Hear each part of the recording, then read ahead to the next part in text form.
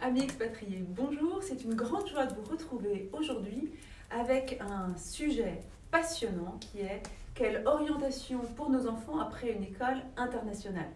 Et pour discuter de ce sujet qui est un sujet pas simple, parce que vous allez voir, il va nous emmener loin, il va nous emmener profond dans notre identité de parents, dans notre identité de famille, dans le projet qu'on a pour vos enfants. Donc on va aller sur les grands enjeux aujourd'hui. Il fallait quelqu'un qui ait les épaules larges, qui puisse vraiment aller au fond des sujets. Et j'ai la grande joie aujourd'hui d'accueillir Courtney Knight.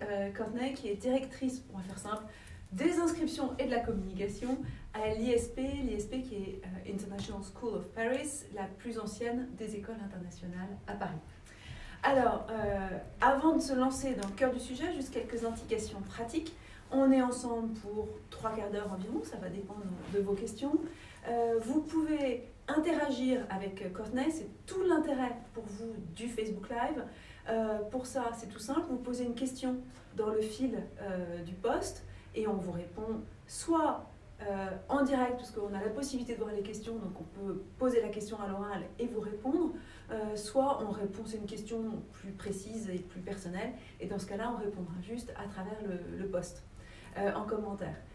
Si jamais vous nous rejoignez après le Facebook Live, c'est tout l'intérêt de la formule, vous pouvez nous voir encore pour un bout de temps et vous n'hésitez pas dans ce cas-là à nous poser vos questions par mail, on y répondra aussi. Et si vous vous dites que là en nous entendant c'est super intéressant et que vous avez une amie ou un ami qui devrait regarder le Facebook Live, n'hésitez pas à le taguer, c'est la meilleure façon de lui permettre de nous rejoindre rapidement. Voilà, maintenant on plonge, on a dit, dans ce grand sujet. Je suis un peu intimidée quasiment en me demandant, en voyant l'ampleur dans ce qu'on va évoquer aujourd'hui. Mais on va commencer par 2 questions simples. Courtney, ça vous avez l'habitude parce que voilà, vous faites beaucoup de présentations. Est-ce que vous pourriez nous présenter l'ISP en 1 minute ? Oui, bien sûr. Déjà, ravie d'être là. Merci beaucoup. C'est un sujet qui me touche personnellement au cœur. Je trouve que parler des enfants et de l'orientation, c'est quelque chose de très important et qui peut paraître justement, ça pourrait nous effrayer. Donc, avec grand plaisir que je suis là. L'ISP, l'École internationale de Paris, International School of Paris, c'est une école internationale basée à Paris qui date depuis plus que 50 ans, qui est le leader de l'enseignement du baccalauréat international. Ici à Paris pour les enfants de la maternelle jusqu'à la fin de lycée. On a une communauté diverse, dynamique, qui compte de plus de 60 nationalités, avec des profils académiques, linguistiques et tout autre talent très très divers. Donc pour nous, c'est toute une question de justement comment est-ce qu'on pourrait épauler notre communauté en plus grand, à la communauté internationale, des autres écoles IB partout dans le monde et des expatriés, répatriés, etc. Donc vous avez entendu, alors ça, je pense que pour certains d'entre vous c'est très clair et pour d'autres c'est obscur. Moi ça me fait toujours bien d'avoir un petit rappel. Vous avez dit c'est une scolarité IB, oui, donc bac international. Il y en a qui savent qu'il y a aussi une scolarité OIB. Alors on a fait ensemble, enfin moi je fais semblant de ne plus connaître, mais quand même j'ai appris grâce à vous parce qu'on a fait l'année dernière un Facebook Live qui était passionnant sur la définition de la scolarité internationale. Et ça vous allez avoir dans les commentaires, dans les posts, dans les commentaires de ce post, l'adresse, le lien vers ce Facebook Live qu'on avait fait et qui vous rappellera. Vous pourrez recreuser toutes ces notions, mais quand même, pour ceux qui prennent le train en route, en 1 minute aussi à peu près, la différence entre l'IB et l'OIB ? Très bien. Donc le OIB, ce qu'on appelle l'option internationale du baccalauréat français, c'est une option qui fait partie de l'éducation nationale, c'est-à-dire de l'enseignement français. Donc ça, c'est une option qui permet aux élèves d'approfondir un petit peu plus une langue particulière avec les cours de langue et aussi les cours d'histoire géo. Donc ça fait partie du bac français, c'est à peu près 8 heures par semaine, mais ça reste dans le cadre de l'éducation nationale ici en France. Le baccalauréat international, par contre, c'est une organisation internationale qui est une éducation hors les systèmes de la France, des États-Unis, etc., et qui est vraiment basée sur l'épanouissement de l'enfant et l'ouverture à l'international. Donc, c'est un enseignement très rigoureux avec les sujets qui comptent les arts, les sciences et mathématiques, tous les classiques et plus. Mais c'est quelque chose qui est vraiment orienté à l'enfant et comment il interagit avec le monde entier et la communication, la collaboration, le travail d'équipe aussi. Super, donc là, point important, et parce qu'en fait c'est ça qui va structurer la suite de notre réflexion, voilà. C'est 2 chemins différents, et aujourd'hui en tout cas, si on part sur un chemin IB, on n'est plus dans le cadre de l'éducation nationale française. Tout à fait, donc on sort de ce cadre de l'éducation nationale justement pour entreprendre un enseignement international avec les atouts de plus, les atouts différents que ce qu'on offre justement dans le cadre classique, disons, ici en France. Alors, et c'est là que je vais aller direct dans mon inquiétude de maman. Est-ce que ça veut dire, est-ce que ce sujet il s'applique aussi bien pour celui qui revient en France et qui réfléchit à une scolarité internationale pour ses enfants, et pourquoi pas l'ISP parmi d'autres, mais aussi pour celui qui arrive à l'étranger et qui réfléchit lycée français, scolarité à la française ou lycée international. Mon inquiétude de maman quand je me pose cette question, c'est tout de suite, ah oui, mais si je le mets dans le lycée international, ça veut dire qu'ensuite il va aller à Harvard, dans le meilleur des cas, ou en tout cas dans une école anglo-saxonne, et que je ne reverrai plus jamais mon petit chéri, donc que je me sacrifie pour lui offrir un avenir international. C'est vrai qu'en faisant partie d'une communauté qui est très très diverse, on s'ouvre à l'autre et on s'ouvre à la possibilité de devoir écrire des emails un petit peu plus lointains qu'à côté de chez soi pour les enfants. Par contre, le IB est présent dans la plupart des pays. On compte plus de 5000 écoles parmi les autres dans le monde. Donc, c'est vraiment une ouverture à plusieurs systèmes. Donc, faire partie d'un système international d'éducation ne veut pas dire que vous devez après être obligé de partir à l'étranger. Vous pouvez tout à fait rester très bien ici en France, faire une étude supérieure à un chemin d'excellence dans un chemin classique, même français. Mais c'est plutôt un choix actif de choisir ce cursus international, cet environnement de plusieurs nationalités, de plusieurs profils linguistiques, académiques, etc. Et une rigueur qui est une rigueur imposée par les études internationales et pas la rigueur du système français imposé par la France de la passé. Mais alors justement, imaginons qu'il y a une famille française qui nous écoute, et parmi les expatriés, il y en a quand même beaucoup qui ont aussi des très beaux diplômes, fruits de l'excellence à la française. Enfin, dans certaines familles, ça va être quelque chose de très important. Est-ce que, du coup, quand on décide de mettre son enfant dans un système de scolarité internationale, on renonce définitivement à la maths sup comme grand-père ou à la prépa comme maman? C'est une très bonne question. Je pense que justement, un des atouts du système français, c'est qu'il y a des chemins qui sont assez classiques, les chemins qui sont compris. C'est vraiment quelque chose de culturel qui est compris dans le système. Dans le système international, on ouvre les portes, on ouvre l'opportunité, on ne se restreint pas. Donc justement, on a la possibilité de décider de faire les études en France. Ça pourrait être dans un campus international, en anglais, en français, ça va être un bachelor, c'est certains programmes qui sont des programmes en plusieurs degrés. Oui, ça je vous invite, on a beaucoup sur le site Famexat, pas de présentation des bachelors d'école à la française, voilà, mais ouverte aux étudiants internationaux. C'est le moment d'aller regarder aussi. Absolument, mais sinon, ce qui est intéressant, c'est quand on sort des chemins classiques, on doit se poser des questions. On doit se demander, et surtout c'est pour l'enfant, c'est un engagement vers quel est mon destin, un peu, si on pourrait commencer un peu large comme question, qu'est-ce que je recherche, quelles sont mes passions, mes talents, le côté académique, mais non que. Et donc là, dans le système international et avec les soutiens dans certaines écoles internationales comme la nôtre, on va mettre un appui très très tôt sur cette reconnaissance de soi, sur cette autoréflexion, ce processus d'interagir avec notre avenir, Au lieu d'attendre les notes qui nous disent qu'on est bon en maths ou bon en sciences ou bon en langue, en fait, on va se construire autour de plusieurs axes en même temps. Et ça, dès un âge qui est assez jeune. Donc, c'est un processus d'auto-réflexion qui est assez large, mais très, très, très intéressant. Mais du coup, je vais jusqu'au bout de ma question quand même, qui peut emmener jusqu'à ces systèmes de... Absolument. Enfin, je prends la prépa parce que je sais que pour certains parents, c'est vraiment la vision de la réussite. Ou est-ce qu'il vaut mieux oublier ce parcours-là? Absolument, c'est ouvert. Après, est-ce que ce système classique va vraiment appartenir à un enfant qui s'épanouit dans un système qui est beaucoup plus autonome?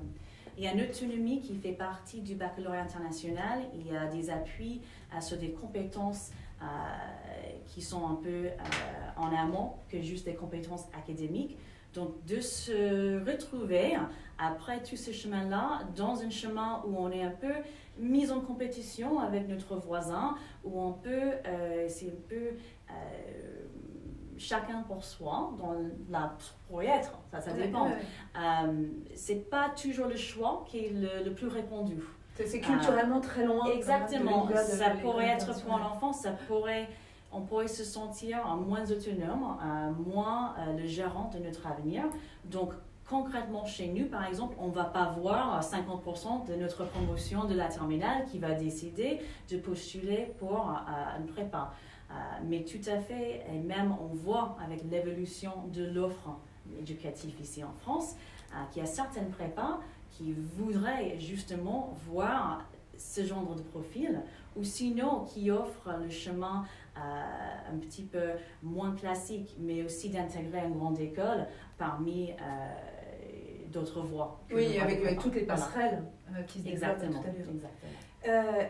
Encore une dernière question très concrète là-dessus, parce qu'on est vraiment dans les derniers jours de Parcoursup. Oui. Et notamment, là, je pense aux parents qui nous sont à l'étranger, pour qui c'est souvent compliqué de gérer Parcoursup sans le soutien d'une école, etc. Comment fait-on pour intégrer Parcoursup quand on vient d'une école internationale? C'est très bien. Donc, le baccalauréat international, concrètement, c'est un choix qu'on pourrait mettre dans Parcoursup. Donc, ça fait partie des chemins classiques. On choisit, au lieu de dire qu'on fait le bac français, on fait le baccalauréat international comme diplôme, parce que ça, c'est le diplôme que les enfants ils atteignent à la fin de la terminale. Après, il y a certaines choses qu'il faudrait que, par exemple, les bulletins scolaires, ça soit traduit. Il faudrait de temps en temps ajouter des informations par rapport à être une école internationale ou une école hors contrat. Ça, c'est quelque chose où, par exemple, nos ressources en tant que conseillers, on le fait pour chaque élève qui demande ce service-là. Mais en tant que voix, est-ce qu'on pourrait? Absolument. C'est un choix, c'est noté et c'est tout à fait fait pour. Oui, parce que cette fameuse traduction des bulletins, quand on est habitué au système français, on voit un bulletin comme une simple feuille avec quelques annotations. Oui, et c'est beaucoup plus simple. C'est autre chose. Absolument. Comme c'est un système éducatif qui est basé sur la quantitative mais la qualitative, les compétences. Quand on voit un bulletin scolaire, c'est plutôt 25 pages de commentaires. Pour ça, on s'appuie justement sur les ressources de l'école. On compte, et on va parler de ça peut-être un petit peu plus tard, mais on compte plusieurs conseillers justement pour cette question d'orientation. Et donc là, on va prendre le temps en interne, on va traduire toutes ces belles phrases qui expliquent la personnalité, le profil académique de votre enfant pour faire en sorte que vous ayez justement la traduction qu'il faut. Évidemment aussi, on fait une relevée de notes plutôt classique pour pouvoir mettre ça dans les cadres classiques qui sont demandés aussi. Donc là, vous parlez de cadre, je pense qu'on a posé le cadre. On voit que en inscrivant notre enfant dans une école internationale, on ne lui bouge pas le fait d'avoir un avenir, une orientation étudiante dans le système français. En revanche, ce que j'ai cru comprendre, c'est qu'on va ouvrir les portes, développer et nous, en tant que parents, se lancer avec nos enfants dans une aventure qui va être différente souvent de celle qui a été notre parcours. Absolument. Donc ça va demander un accompagnement particulier. Première question, à quel âge commence cet accompagnement? À quel âge est-ce qu'il faut commencer à réfléchir à l'orientation de nos enfants? Il n'y a pas d'âge précis. Je pense que le type de soutien, le type d'orientation évolue avec l'âge. Quand on fait partie d'un projet pédagogique du baccalauréat international, ça fait partie des outils qu'on donne aux parents, mais aussi que les enfants, ça fait partie de leur pédagogie quotidienne, c'est de se poser de bonnes questions. C'est toujours un cycle de demande, de réflexion et d'action derrière. Donc, quand l'enfant évolue dans le système du baccalauréat international, il commence à s'interroger sur qui il est, qui suis-je dans le contexte mondial, qu'est-ce que j'ai appris, comment est-ce que je peux appliquer ce concept au monde réel. Donc la ligne entre l'école et la vie devient beaucoup plus floue, si on pourrait dire. Après, quand l'enfant continue à évoluer et commence à se connaître en tant qu'élève, en tant que collaborateur dans les projets, etc., on pourrait demander justement quelles sont mes passions, quelles sont des activités où je veux prendre un rôle de leadership. Est-ce que je veux être un leader? Est-ce que je suis plutôt quelqu'un qui attend, plutôt en retrait? Donc tout ce côté de se connaître et après de travailler nos compétences, mais aussi les parties qui sont peut-être plus difficiles, ça fait partie du parcours. Quand un élève finit collège, et là on parle plutôt du troisième, seconde, à ce moment-là, ce qu'on veut absolument, c'est que le processus de réflexion sur le chemin après le lycée, ça commence à se concrétiser pour l'enfant. Donc, toutes ces questions, qui suis-je, qu'est-ce que j'aime pas, doit vraiment commencer à s'aligner avec le choix des cours, parce que le baccalauréat international, c'est des cours très très rigoureux, mais il y a un choix entre est-ce qu'on voudrait prendre plus de sciences ou les mathématiques niveau supérieur, est-ce qu'on voudrait prendre 2 langues, même peut-être 3 langues, les groupes d'art, etc. Donc on va commencer à orienter les questions vers qu'est-ce que je vais prendre en tant que cours, quels sont mes atouts, et après, qu'est-ce qu'il y a au-delà de ça. Les 2 dernières années du lycée, c'est un accompagnement très très concret avec les entretiens avec chaque élève, avec tout ce qui est les salons ici à Paris, les universités qui viennent nous voir, qui viennent voir les autres écoles internationales, etc. Donc là, on est beaucoup plus dans le logistique, si on pourrait dire. Là, on est dans à quelle date je dois déposer le dossier, quelles sont les lettres de recommandation qu'il faut, quels examens peut-être faudrait-il que j'avais pris avant, etc. Mais avant, et ça commence très, très, très, très jeune. On a cette impression que l'orientation, ça arrive à un moment précis, mais en effet, ça fait partie de soi, dès un très jeune âge, qu'est-ce que je veux faire. C'est une question qu'en tant qu'adulte, je n'ai pas la réponse c'est ça aujourd'hui. Et donc, je trouve absolument passionnant de voir les élèves dans cet environnement qui pourraient parler avec une clarté de qui ils sont, qu'est-ce qu'ils aiment, ces projets qui les passionnent, et ça va leur mener à comprendre quel type d'école, quel type d'université, quel type de carrière, en fin de compte, qu'ils souhaitent avoir. C'est un niveau de développement que beaucoup d'adultes n'ont pas forcément. Voilà, on est en évolution continue, mais le plus tôt que l'enfant se met face c'est pas à l'échec, mais qui se met face à l'ouverture et la sensibilité de choix, de plus tôt qu'il est à l'aise avec cette idée de ne pas tout comprendre, et que ça fait un chemin. Au lieu de dire, à un certain moment, on va choisir la date de 12 mars 2019, vous devez savoir ce que vous voulez faire, où vous allez aller. Et ça fait partie plutôt de quelque chose qui est un petit peu plus encadré et qui peut-être qui ne parle pas à la différenciation des élèves, justement. Et alors, concrètement, pour découvrir, on sent que l'école est très ouverte sur l'extérieur, comment est-ce qu'on va faire pour aider l'enfant à explorer son environnement? Il y a des stages, il y a des intervenants? Voilà. Donc, hors du cursus, qui est en effet un cursus, le bac international est fait pour justement lier tout ce qui arrive dans le monde réel avec le côté académique et les sujets qu'ils étudient. Hors de ça, la communauté en soi, est une vraie épaule pour les élèves. Parce que quand on fait des semaines de montrer des carrières, quand on fait la semaine linguistique où on montre la pluralité de langues qui parlent les enfants, c'est un moment où on se rend compte que la plupart des gens, ils n'ont pas eu un chemin qui était tout droit. Il y avait plusieurs déviations qui arrivent dans la vie et c'est ce partage d'expérience en tant que quelqu'un dans la communauté qui est très fort aussi. Après, pour faire des ressources pour chaque élève, on fait des entretiens, on fait pas mal de... quand ils vont avoir un entretien à Oxford ou quelque chose comme ça, on va faire les mock entretiens, de leur mettre à l'aise, de quel type de questions vont être posées, etc. Mais là encore, ces ressources-là sont en amont avec tout ce qui est une éducation pour l'entièreté de l'élève et qui est toujours axé sur ce côté bien-être, de se connaître. Oui, côté bien-être, j'ai entendu aussi de ce que vous disiez, quelque chose qui est là encore très éloigné du modèle à la française, c'est autour d'accepter l'échec, accepter que les parcours peuvent être en zigzag ou en spirale, mais pas forcément linéaire et toujours croissant. Oui. Ça, c'est quelque chose qu'on apprend chez vous? Absolument.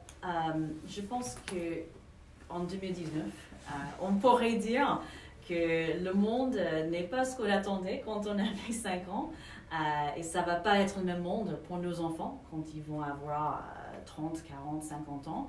Et une partie de leur donner les outils de la résilience, de l'agilité, de pouvoir pivoter dans leur vie, c'est de faire face très jeune à cette idée qu'on n'a pas, nous, toutes les réponses. On ne pourrait pas dire avec certainté, vous allez être content, vous allez être heureux si vous faites ça. Donc même si on avait adoré notre université, notre école, notre chemin à nous, on pourrait transmettre cette bonheur et cette expérience, mais on ne pourrait pas le reproduire pour l'enfant. On ne pourrait pas lui mettre dans le même contexte, au même moment en tant que nous. Et ça, c'est dur, parce qu'on ne sait pas, en fait, en tant que parent, quel est le chemin pour l'enfant. Oui, c'est presque une transformation du rôle de parent. On n'est plus transmetteur, on est préparateur. Exactement, et je pense que ça c'est très bien dit. Et de plus, c'est une opportunité. Je pense que souvent les parents sont assez stressés parce qu'ils pensent qu'ils devraient avoir toutes les réponses.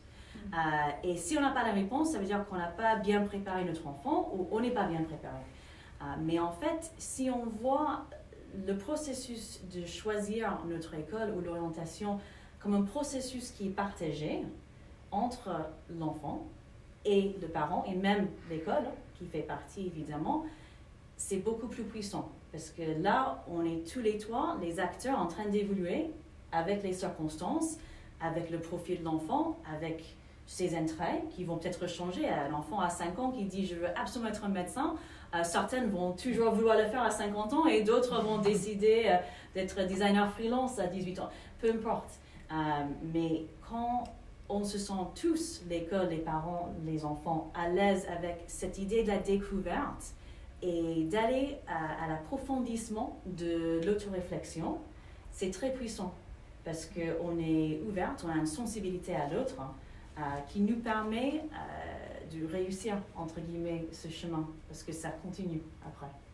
Mais c'est quand même un sacré pari de se dire, je vais accompagner mon enfant non seulement dans un futur que je ne connais pas, mais même dans tout un système éducatif qui m'est étranger par nature. Donc il faut avoir très confiance dans l'école. Il faut avoir très confiance en l'école, mais il faut absolument avoir confiance en soi aussi. J'ai le grand plaisir, avec mon travail, de recevoir très souvent les parents qui s'intéressent à notre école, qui s'intéressent à l'éducation internationale ou qui peut-être juste ils ont des questions sur l'offre éducative, disons, entre guillemets, ici en France. Et c'est vrai que ce que j'entends d'abord, c'est beaucoup des inquiétudes. Et si je choisis ça, qu'est-ce qui va se passer après? Et la réponse que je donne est qu'on ne peut pas toujours avoir une information qui est complète. On ne peut pas tout savoir. Et ça, c'est dur. Mais on pourrait s'appuyer sur la capacité de pivoter s'il faut. Et en ce cas-là, ce n'est pas une question de choisir la bonne école dans une boîte, c'est la question de choisir la bonne approche. Est-ce qu'on veut être les partenaires, les co-constructeurs avec l'école qui va mener notre enfant sur ce chemin-là? Ou est-ce qu'on préfère un environnement où c'est l'école qui décide? Il n'y a pas une réponse concrète à cette question, c'est un choix. Mais je pense que justement la capacité de vivre en partenariat avec ce qu'on choisit ensemble, c'est très très important. C'est vraiment une communication ouverte qui change. L'enfant n'est pas pareil à la primaire qu'au collège, heureusement, qu'au lycée. Alors on comprend bien que de toute façon les modèles changent très rapidement, donc regardez les statistiques, ça donne une idée là, pour les mois qui viennent, mais un enfant qui arrivera chez vous en 6e, le monde déjà aura changé quand il arrivera en terminale et les parcours aussi. Mais est-ce que vous avez une idée de statistiques de Oui. où vont déjà vos anciens pour leurs études et dans quel pays après est-ce que se déroule leur carrière? Et c'est une très bonne question que j'invite justement les parents de demander à n'importe quelle école, parce que ça donne aussi une idée et ça, on pourrait creuser un peu sur les ressources qu'une école. C'est pas parce que l'école est une école internationale que les élèves vont forcément aller partout dans le monde. Il y a des écoles internationales qui se préparent vraiment pour un chemin qui est plutôt prise que nôtre. Chez nous, on a la grande chance d'avoir vraiment une communauté qui vient des 4 coins du monde. Donc du coup, on est obligé d'avoir les ressources qui représentent les 4 coins du monde. Donc on a 4 conseillers d'orientation. Pour la plupart des élèves, plus que la moitié, au moins dans les années précédentes, il y avait un grand pourcentage, entre 40 et 50%, qui ont postulé pour les écoles en Angleterre, par exemple.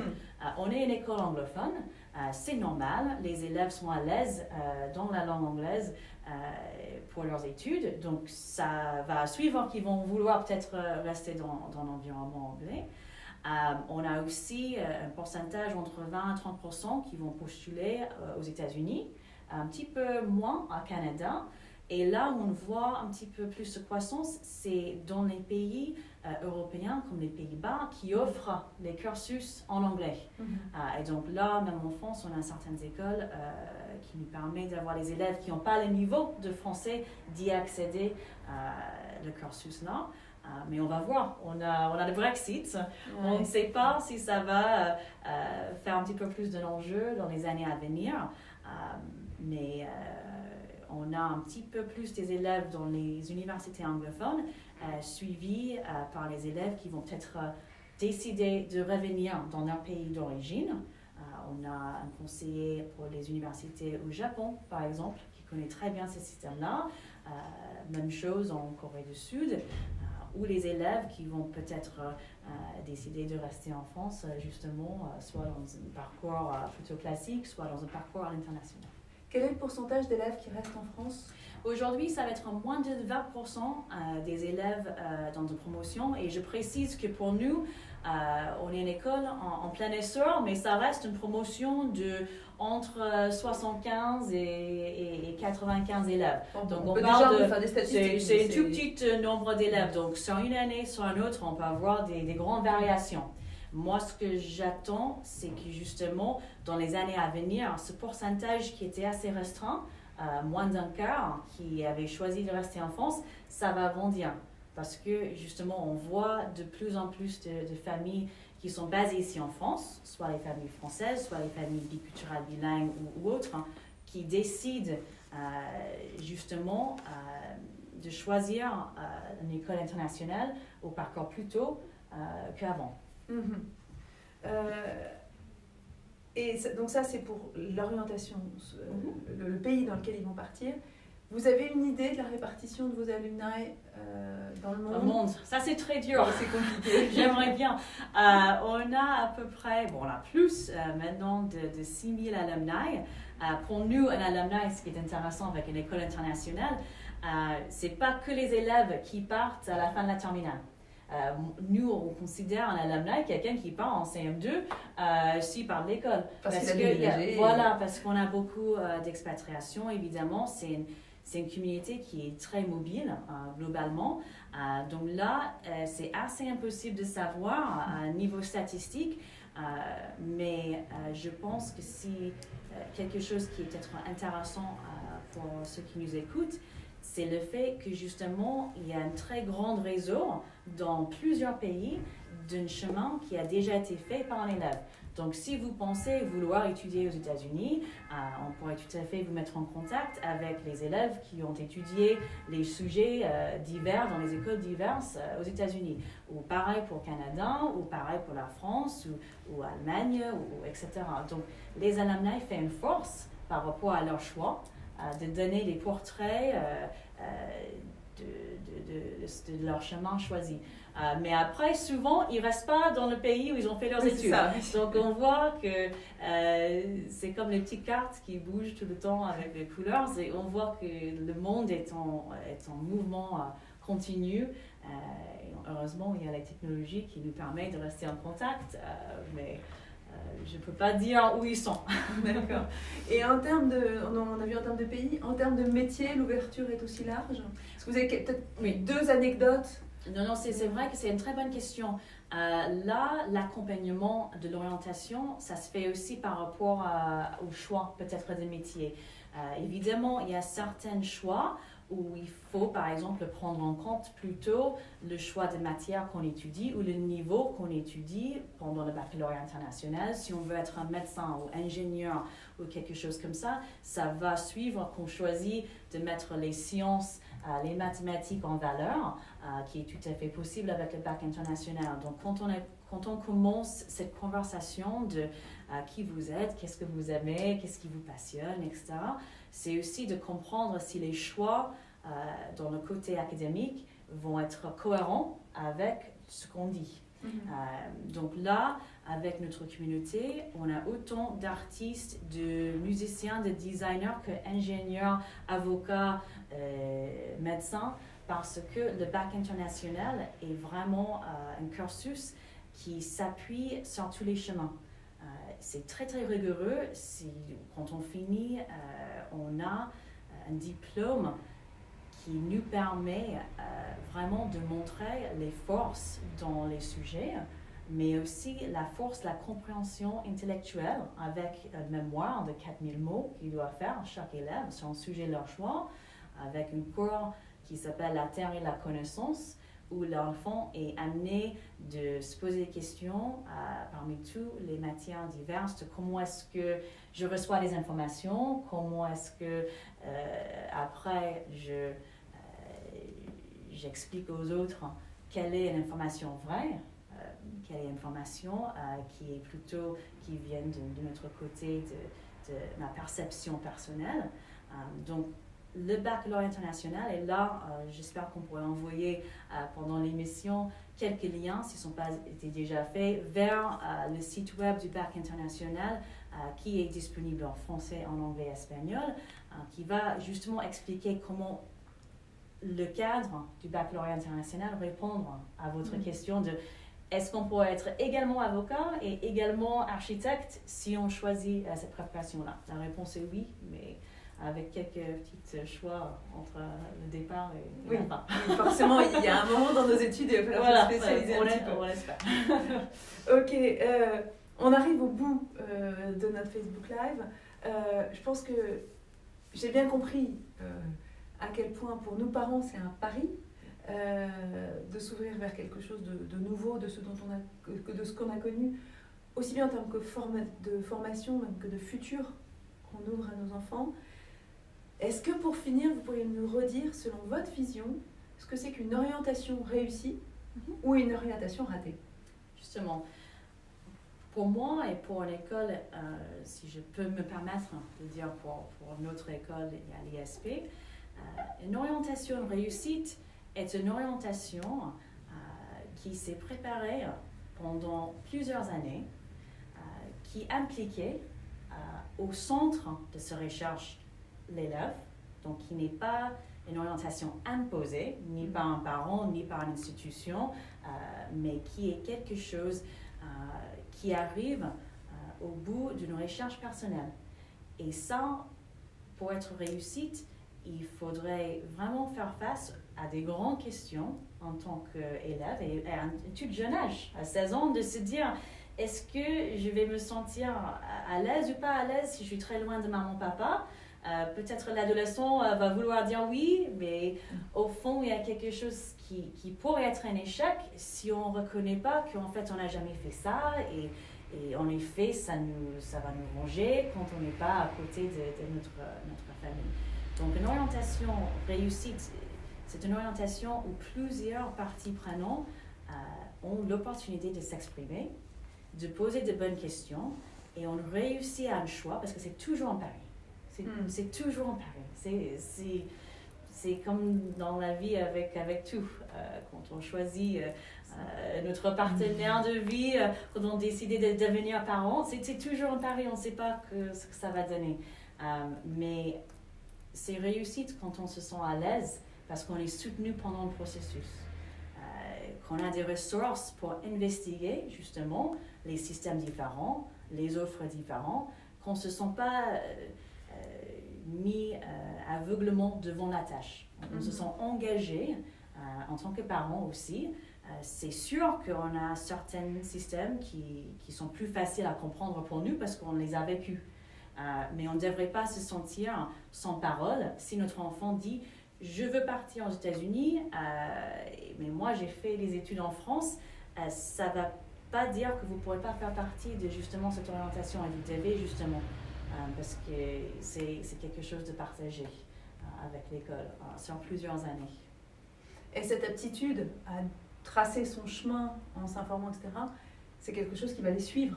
Oui, absolument. Parce que c'est pas de leur parcours. Voilà, parce que recevoir la lettre d'acceptation, c'est plein de joie, mais le jour où on commence cet autre chapitre de notre vie, je pense que pas mal d'entre nous se souviennent de ça. On doit faire face à des choses imprévues, on doit faire face à nos idées reçues de ce que c'était notre choix. Est-ce qu'en fait on veut toujours être médecin ou designer, etc. Et quand on a des compétences qui sont déjà là de comment faire face à ces incertitudes, on réussit mieux de savoir les moments où il faut dire « Ok, en fait, je ne voulais pas être dans un tout petit programme à l'Ohio. En fait, j'ai grandi à Paris et ça me manque la grande ville et je ne pensais pas parce que j'avais été complètement excitée par ce concept de vivre dans un tout petit bled, mais en fin de compte, je ne veux pas. » Ça, c'est aussi une réussite de pouvoir, avant que ça devienne critique, de pouvoir dire un changement est nécessaire. On ne devrait pas avoir peur de changement. Ça nous amène sur d'autres chemins. Donc, je pense que c'est vraiment ça. C'est ce que je veux souligner pour les parents et les enfants. Et qu'on ne peut pas tout avoir en tant que réponse, mais on pourrait bien préparer le processus. Et on pourrait se sentir confiant que si quelque chose d'imprévu nous arrive, on a des outils de pouvoir faire face. Un immense merci, Courtney. On arrive au bout de ce Facebook Live. Je pense que c'est que les parents décident de mettre leurs enfants à l'école, dans une scolarité internationale ou pas. C'est de toute façon des propos très rassurants sur l'orientation de nos enfants dans un monde qui, lui, est international. Oui, ça, c'est sûr, et on ne peut pas faire d'autre choix. Donc, pour vous qui nous écoutez, vous pouvez retrouver ce Facebook Live soit sur la page femmexpat.com, soit sur la page de l'ISP. Vous pourrez aussi le retrouver sur le site femmexpat.com pendant un an, et pour être sûr d'être tenu au courant de tous les Facebook Live qui viennent régulièrement approfondir des sujets liés à l'expatriation, n'oubliez pas de vous abonner à la newsletter femmexpat.com. Je vous souhaite à tous une très belle journée. Au revoir.